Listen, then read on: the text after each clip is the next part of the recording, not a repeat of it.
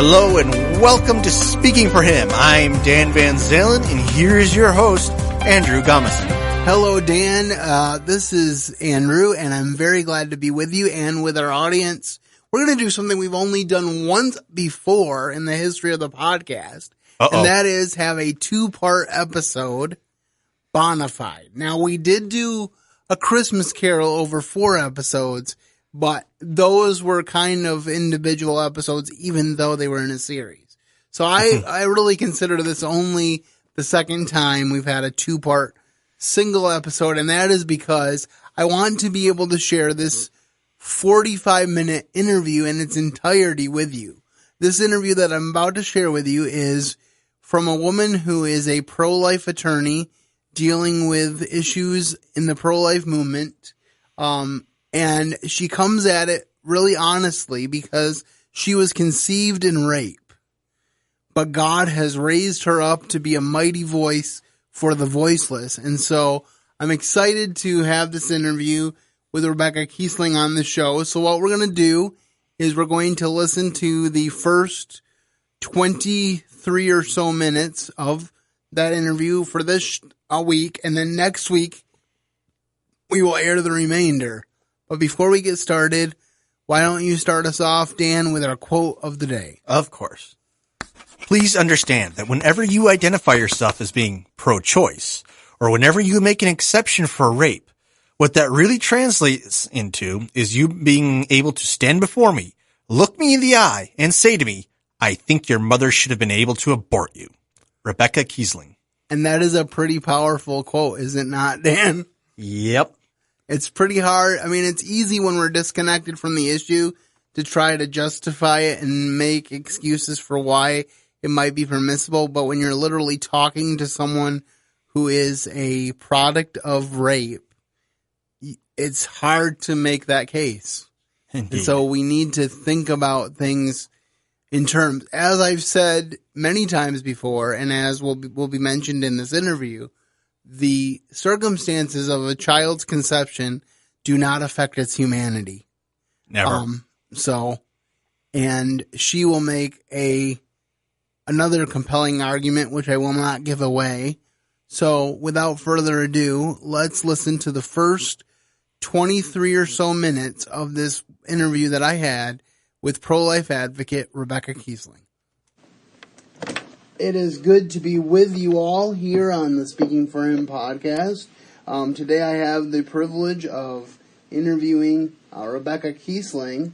She is an attorney who specializes in pro-life issues, and she has a unique perspective from which she does that because she was conceived in rape, but she believes, as do I, and as do I would hope, the majority of pro-lifers, that all life is sacred, regardless of the circumstances of that birth. And so we're here to talk about some important pro-life issues, specifically because of the front and centerness of this issue in the media today, with the number of states that are doubling down on one direction or the other on the issue of on the pro-life issue. We know that, and specifically the state of New York, made major headlines by doubling down on their pro-abortion views by perhaps enacting the most barbaric pro-abortion bill there has ever been, which I find not surprising if you realize that New York had abortion legalized 3 years before Roe versus Wade came down. And so we'll get into that topic in a greater detail in a few moments. But first, Rebecca, welcome to the show. And can you tell me a little bit of overview of your story? Well, thank you for having me. I was conceived and raised. My birth mother had been abducted at knife point by a serial rapist. And she actually went to 2 illegal abortions, and I was almost aborted. She backed out only because it was illegal, fear for her own safety. And she said that back then there were no pregnancy resource centers, and she wasn't offered any other help or hope, just abortion. But she was pro-choice when we met and made it clear that she would have aborted me if it had been legal.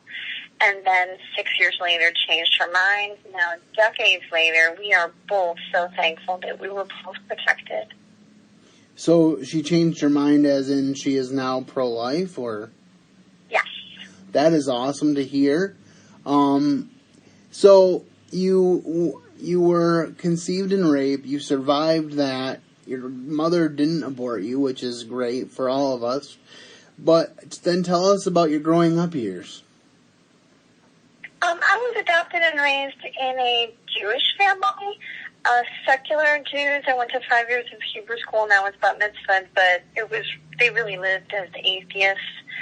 It was actually an abusive home, and I learned my pro-life values from my grandmother, who was, my grandfather had wanted my aunt to be aborted, and after my grandfather died, when I was about 14 years old, my grandmother began to share the story. But it was 2 years earlier that my aunt's daughter aborted my grandmother's first great-grandchild. And, you just have to think if she would have started sharing that story years earlier, maybe my cousin would have valued life more. So you said you learned your pro-life values from your grandmother.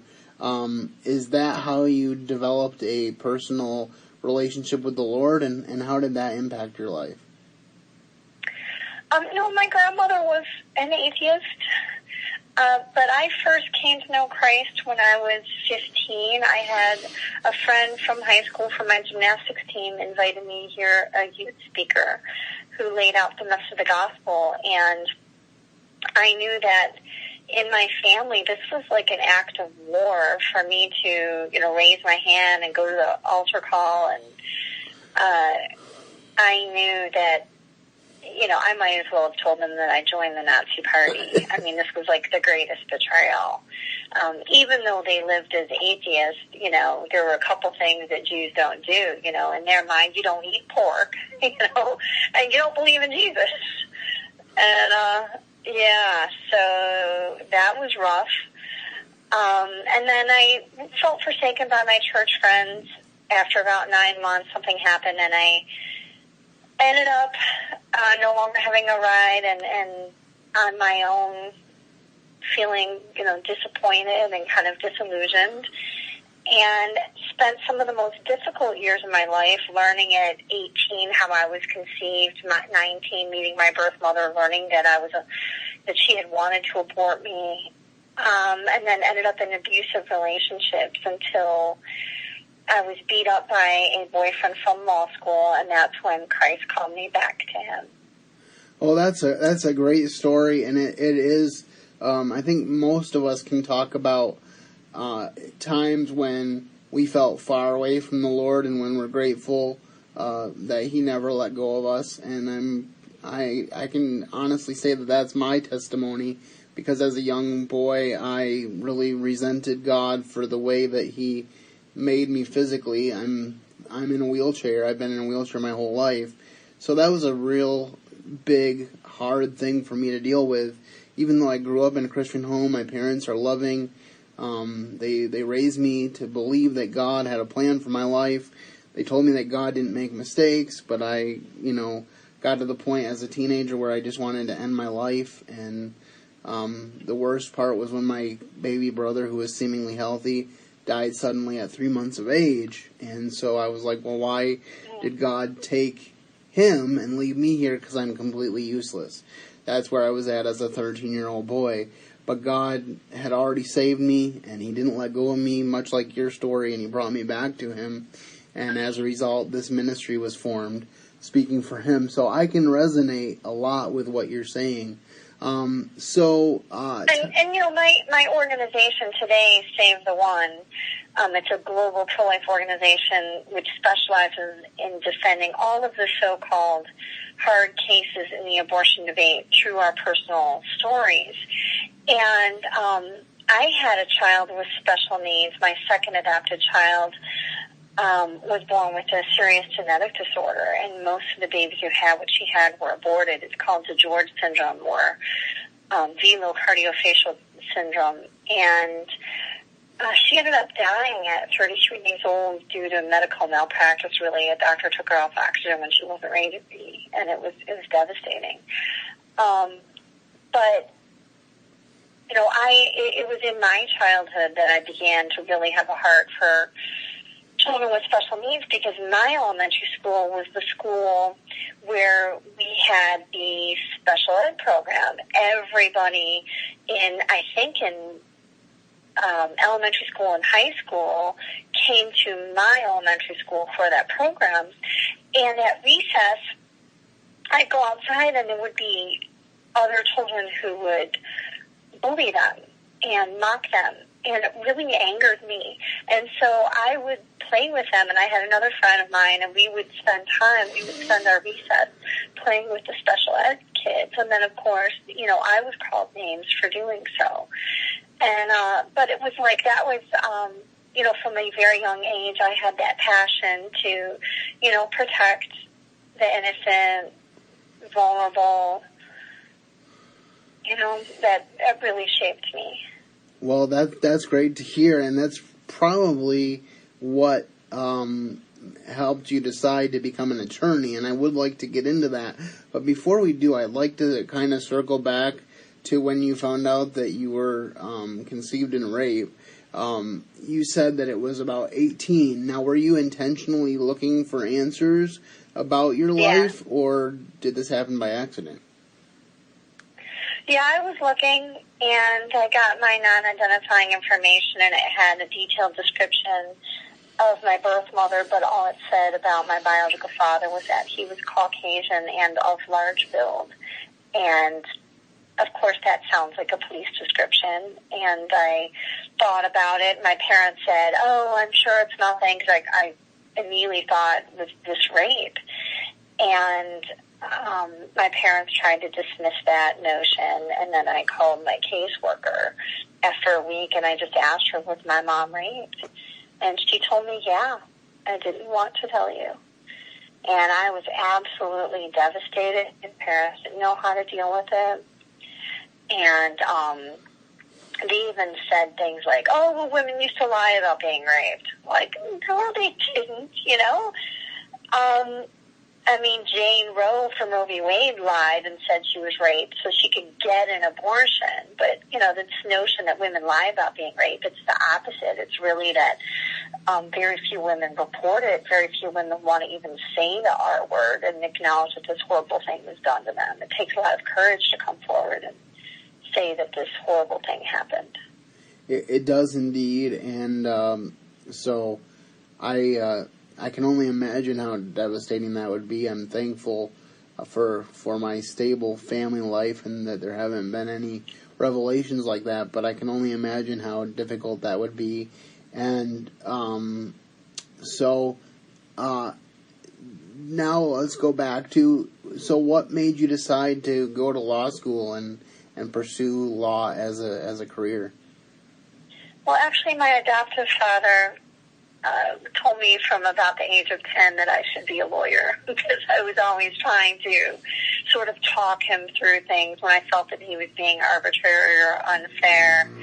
And, you know, looking back, I realized that I had a lot of that to be done, because he had issues. He was difficult. My parents were difficult. And my dad was a college professor. And he went to law school 3 times and dropped out and ended up becoming a professor. But he would talk to me about what the law was about, and I found it really interesting. And then he took me to see the movie The Verdict with Paul Newman. And then this movie, Paul Newman was like a hero at the end of the movie. And I thought, you know, that's what I want to do. Like, I want to advocate for others, for people who are weak and vulnerable. And then by the time I was in high school, like, LA law was really popular, and I thought, oh, I want to be like Susan Day, and, you know, I thought that would be really cool, and I could, you know, dress nice and drive a fancy car, you know. And of course, I've never I've never had any kind of convertible sports car. It's like been, van, minivan, like sort of thing. But yeah, convertible okay. sports cars don't really work when you have kids, right? Yeah. But and then when I went into law school, I used to always say, I would never do divorce. Like, I would never be a family law attorney.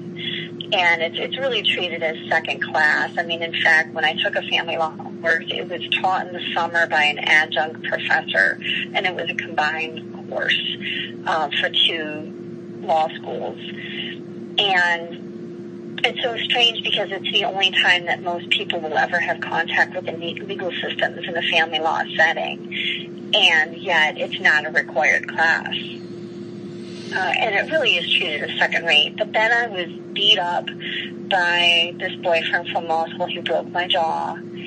And I eventually lost my front tooth. And having gone through this experience of domestic violence, it really gave me a heart for families in crisis. And that's when I decided that I would be a family law attorney. And it was through becoming a family law attorney that I ended up being able to be a pro-life advocate in my law practice, and I had 4 cases that were national news that were all family law related within a period of 18 months, and they were one-of-a-kind cases in the country and the world. The frozen embryo case in Michigan, it was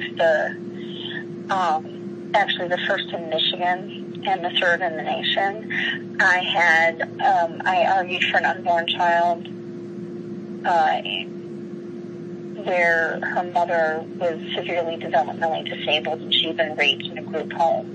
And there was a cover-up of the rape and a court order for the baby's abortion behind the family's back. And I intervened. And then there was also a girl who was 12 who had been raped by her brother. And I intervened, asked this right-to-life endorsed judge to allow me to be her guardian ad litem to argue on behalf of the unborn child, because I heard the prosecutor was going to allow them to go to the killer in Wichita, Kansas, for a late-term abortion.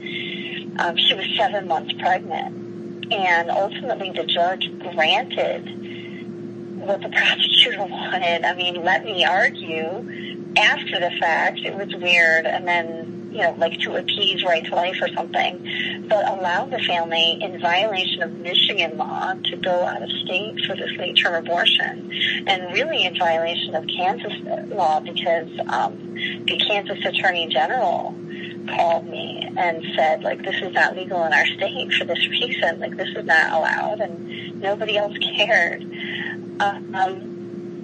And then I also had a case where a woman was sued for not aborting for breach of contract. She had a 1-year-old child, and she received state aid, and he was living in a multi-million-dollar house. And, anyhow, he sues her for breach of contract, said he gave her $500, and she failed to have an abortion. So he shouldn't have to pay child support. Were you largely successful in these cases? You mentioned 3 or 4 cases. How did they turn out? Yeah. Well, on the frozen embryo case, my client disappeared on appeal, and we would have won that case in Michigan, and we had a great court. But she disappeared on appeal because he was starting to get visits other than, the child was 3 when the case was filed. And he hadn't seen the child in a couple of years, and then all of a sudden he wanted visits, and he got supervised visits, and he was about to get unsupervised. And so she took off, and it ended up on a milk carton later and was found out of state. I mean, it was crazy. I was warning her, don't do that, this is going to ruin everything, and she just left. So, and we got a court of appeals opinion that said, well, given that there's a bench warrant for her arrest now, it's not appropriate to rule in this case. But it said, however, we urge the legislature to act on this important issue, and then they never did, and now we have embryonic stem cell research in Michigan. They amended the state constitution through the people. I mean, it's terrible. And then the 12-year-old, like I said, she was allowed to go out of state. But the woman who was raped in the group home, I successfully got her and the baby protected. The family was able to raise the baby. and I got her moved out of that group home into a safe situation, because the judge didn't care before that. Before I intervened, the judge just did the secret hearing, granted this abortion behind the family's back just to cover up the rape. There was no report to Adult Protective Services. Like, everything that should have happened, none of it did. This judge didn't care. It was a pro-abortion judge. And then the woman who was sued for not aborting, he had to pay child support. So that was good. But all of those gained national attention. And then now I've used my family law expertise to terminate the parental rights of rapists. So, and I've handled cases pro bono, some high-profile cases. And yeah, so God used that whole experience of domestic violence to become a family law attorney, and use that to do this pro-life work that I do. And that's where the organization Save the One came from. Yeah, it comes from the parable of the lost sheep, and an unfortunate motto in the pro-life movement where they say that you save the 99 in exchange for the one. They'll say, oh, it's a burning building, like, wouldn't you save as many as you can, like, and let the one die, basically. But really what happens in the burning building scenario is that you have firefighters who go in for a job interview with the fire chief, and they say, just so you know, I discriminate. When I go into a building, I'm not going to save them all. Like, if there's a child in the midst of the fire, they're going to be a horrible reminder. They're going to be disfigured, right? It'll be a horrible reminder, and I don't want to do that to their parents, so I'm not going to save them. Like, what fire chief in the right mind would hire that firefighter? Like, they just told you everything you need to know. And these firefighters, who are the politicians, are doing just that. They're going into the pro-life movement asking for a PAC endorsement. And I'll tell you, in Michigan, White Life in Michigan tells them to hit the road. Like, they will not endorse them. You have to be 100% pro-life. You can't discriminate, or they're not going to hire you, right? They're not going to give the endorsement. But unfortunately, like National Right to Life and a whole bunch of other groups, like, give them endorsements. And then when they, in fact, go into a building and they leave the one behind, like, not only do they leave the one behind, but they threaten, they say, hey, if you don't allow me to discriminate, like, I won't go in, I won't save any. And then they rally the other firefighters to go along with them and to agree that we're not going to save the one, and we're going to leave the one behind. And then what happens is they come out and they, in fact, leave the one behind to die, and then they get 100% approval rating by, like, National Right to Life. They'll give them 100% approval rating. Like, Eric Cantor introduced the rape exception in the Pain Capable bill, and they gave him 100% approval rating when he's the guy who introduced the rape exception. I mean, thankfully he didn't win his primary, but, I mean, that's the nonsense that goes on in the pro-life movement. So, in Michigan, we've never had a rape exception in a single law. But when I hear, like, the 99 for the one, I think of the parable of the lost sheep, because Jesus said that, see that you do not despise any of these little ones. And then he tells the whole parable, like, in the same paragraph, same story, same passage. He talks about how the good shepherd leaves the 99 to save the one, and he finishes by explaining the point, and he says, for in the same way, your Father in heaven is not willing that any of these little ones should perish. Well, and neither should we. Absolutely. And the illustration that sticks with me is the story of the starfish. There's a story about a little boy walking along the beach, and he throws a starfish back in the water, and then he walks a little further and throws another starfish in the water, and somebody comes up to him and says, you'll never get all of them back in the water. He's like, but I made a difference for this one. And then he throws it back in the water. Yeah. So even if you make a difference for one, I mean, we're getting to the point in the movement where we're talking about potential grandparents not being here because of Roe versus Wade, and so we're not just talking about the one baby that gets aborted or whatever. We're talking about the any descendants that came from that child. So, I mean, if people would think about it in those terms, I think it would be scary to them how much they're actually implicating. But there's people who actually use that starfish story to justify, like, leaving the one part. Oh, we can't save them all. Well, like, in Michigan, whenever we do have pro-life legislation, we save them all. Like, we don't leave any behind. We still have our abortion ban on the books here in Michigan. We've never had a rape exception in a single law. And, you know, you look at states where they did just pass abortion bans, and they saved them all in Missouri, in Ohio, Mississippi, Louisiana, Alabama, Kentucky. Like, they did not discriminate. They passed heartbeat bills or outright abortion bans, and they saved them all. In Georgia, they discriminated, and they left the one behind. They purposely discriminated. They added fetal abnormalities, and they added the rape exception. And so to sit there and say, like, oh, it's like the starfish, you know, you can't save them all. Like, yeah, you can. You can. It's because of politicians who make exceptions that you can't. And who do we want to protect? Are we about protecting politicians, or are we about protecting babies? I find that very surprising that all right. Georgia was one that had exceptions.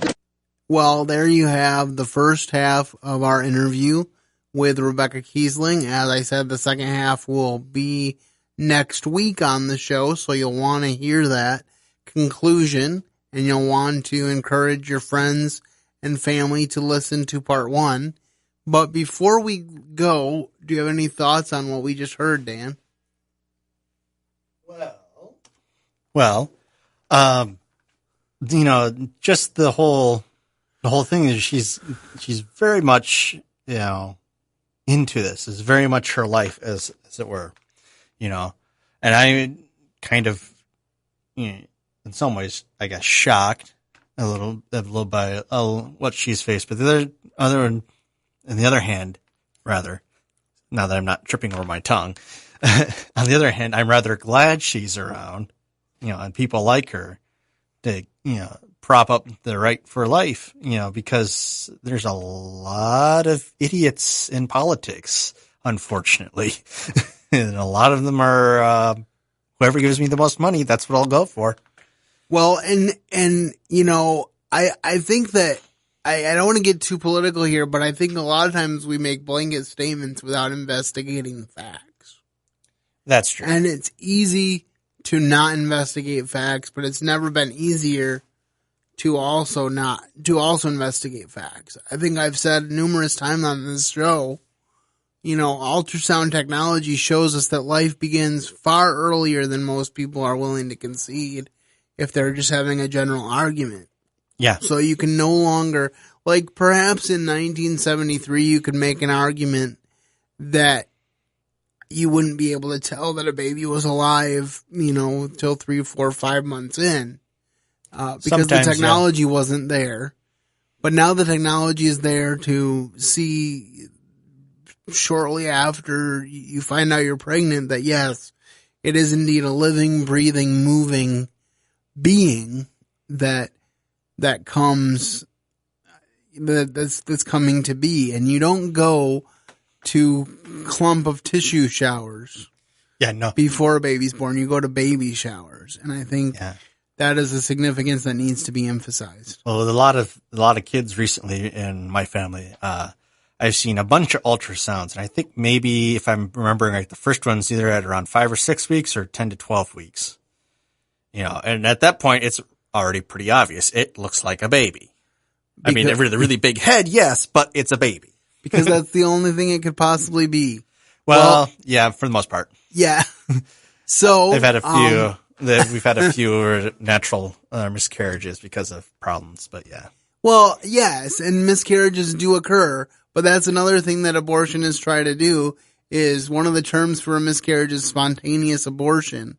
So one of the lies that's being perpetrated about the heartbeat bills is that somehow women are going to be jailed or fined for having miscarriages, which is a complete inaccuracy. None of the bills stipulate this, in the least. And you couldn't even legalize something like that. As a matter of fact, I don't think any of them stipulate any punishments for the women as much as they stipulate punishments for the doctor. Because the women is supposed to go to the doctor for wisdom. Yes. The doctor's supposed to know their stuff, and they're supposed to take an oath to first do no harm. So, preserve life. So the primary responsibility of the criminal element of this would fall on the doctor, not on the woman. So we will get into more details next week, but until then, have a great weekend and keep serving the best of masters. Thank you for listening to today's episode. Your host has been Andrew Gomison, founder of Speaking for Him. For more information on today's show and to leave us comments and voicemails, visit speakingforhim.blogspot.com. You can find Andrew's ministry at speakingforhim.com. That's speaking, 4, HIM. You can also interact with us at facebook.com/speakingforhim and on Twitter @speakingforhim. And when you look for us on iTunes and Stitcher, let us know what you think of the podcast by leaving a rating and review.